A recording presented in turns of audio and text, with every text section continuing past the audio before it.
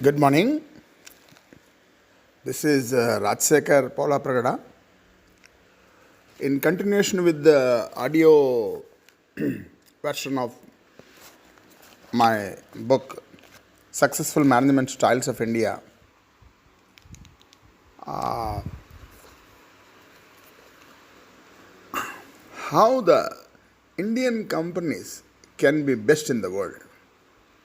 The chapter I wrote, of course, this applies to any company, not just Indian companies, and how to be best in the world. In fact, the one of the main reasons why I started writing this book was I was just wondering, in the Fortune 500 companies, in the top 10, last couple of decades, some of these smart, highly educated, and hardworking, intelligent Indians have come up and, in fact, taken over these top companies. I'm not talking about Mr. Pichaya, who has taken over CEO. I'm not talking about only Satyam Nadella, who was at the helm of affairs in Microsoft. Earlier, the Nouri was there, Citibank,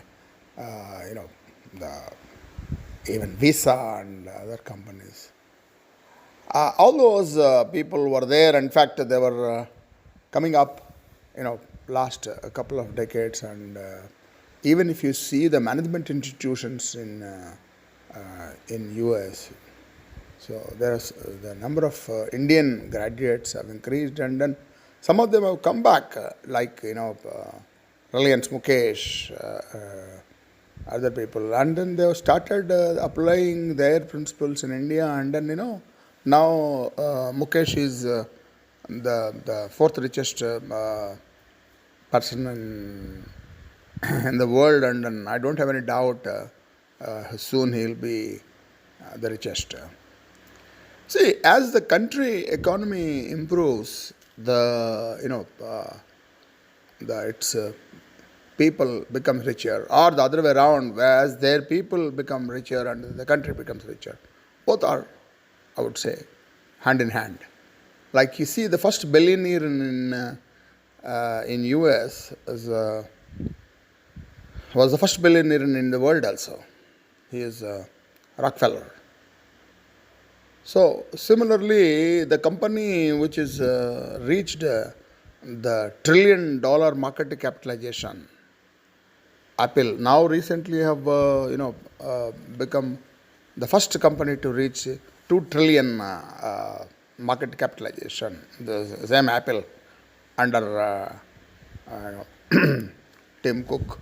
So, in fact, Steve Jobs is widely acclaimed as one of the best CEOs, and then who not only is a very exceptional technocrat, but also very good entrepreneur. Now, what we're talking about is to be the best in the world, whether it is Indian companies or other companies, the path is same and the benchmark is same. Now, why I'm talking about Indian companies in my book is because the title of the book is Successful Management Styles of India. Now, why India? It's not only that I'm Indian, but just look at a few centuries back. Alexander, since he's born, his aim was to conquer India. And Columbus, when he reached US, he declared, or West Indies, he declared that he found India. So that's how this West Indies was named. So what I'm telling is everybody's target was India. Even China, till about few centuries back, were looking at India for their not only religious but also spiritual, social, and other role model. And since about 1,000 years, when Muslim invaders came and they not only conquered India, but they destroyed their economic fiber. And followed by the British, they ruled for about 200, 300 years. First 100 years as the East India Company, and then as a British colonial rule. So what I'm telling is that for all these years, the Indians have lost their culture, ancient wisdom, and economy, where earlier they were trading far off places on the planet by sea route. Now, in my book, what I've written is how Indian companies can be best in the world. The Indians have this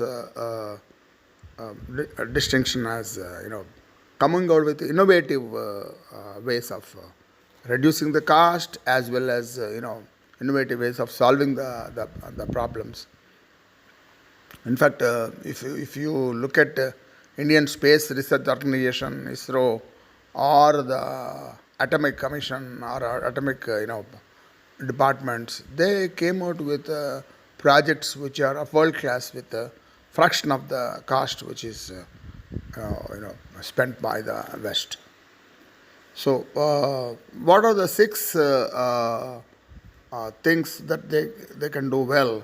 Continue innovation, but make maintenance-free gadgets and lifetime warranty for the services. And 2, create smart customers and offer best quality and price, preferably free, like these WhatsApp and Facebook.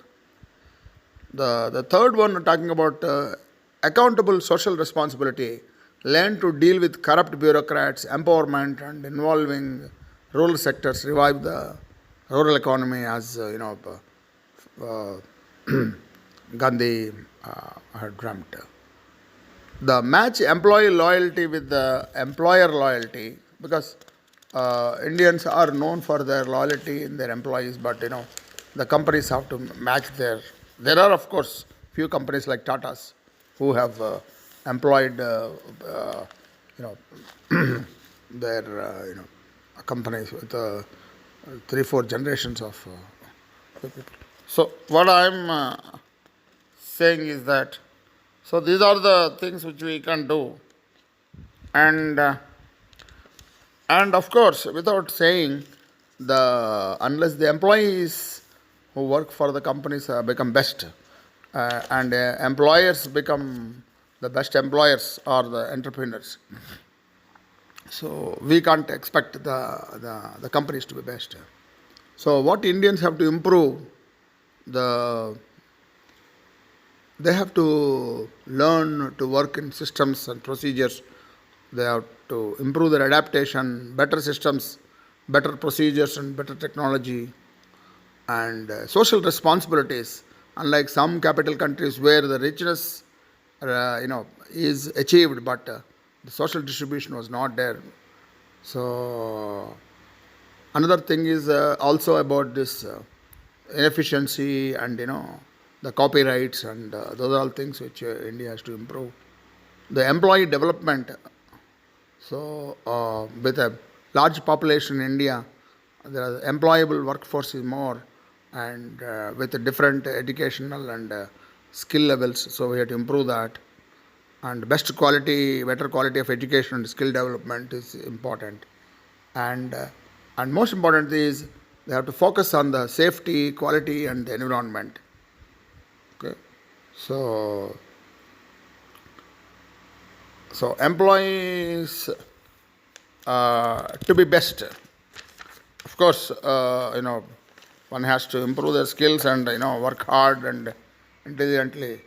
So I just made one small what do you call as bullet, like work to the office like an employee, work like a team member, and think like an owner. So if every employee starts thinking like an owner, then the entrepreneurs will do well. And for the owner, I have three bullets.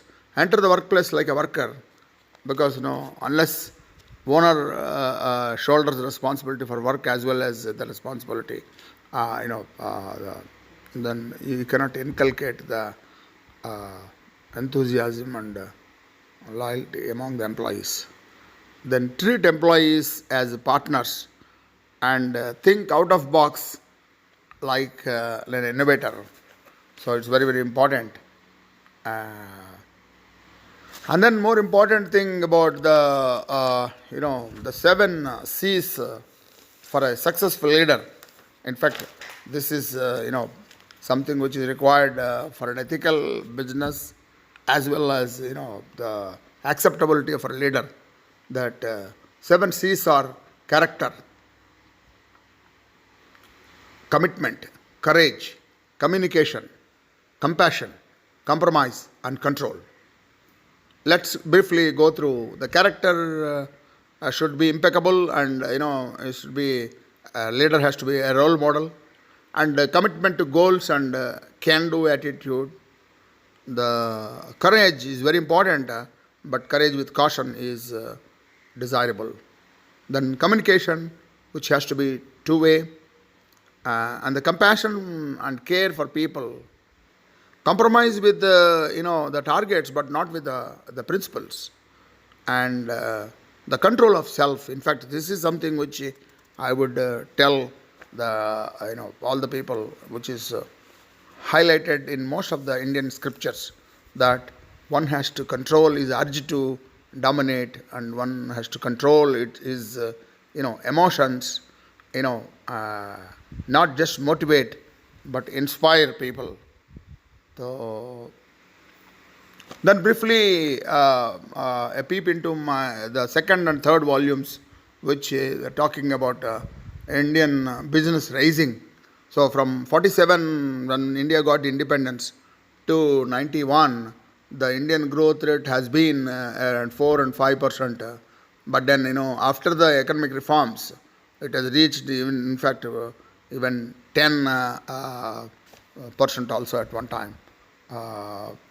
But for this brief setback by the COVID-19, which is popularly called as coronavirus, we were set to become the fifth largest economy with 2.7 trillion in 2020. But then, of course, we can always wait. The targets need not be changed. Only thing is probably a little bit delayed. And the quest to be the best, that's something which we should never give up. Then beyond sustainability. In fact, this is my title of my third volume of the tri-series of the book.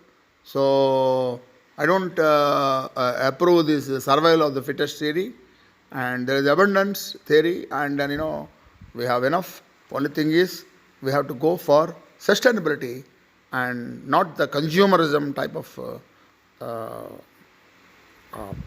what you call as set of mind, where we consume our resources. Instead, we have to see that how there can be renewable sources. So these are some of my thoughts, which of course will be developed in next books.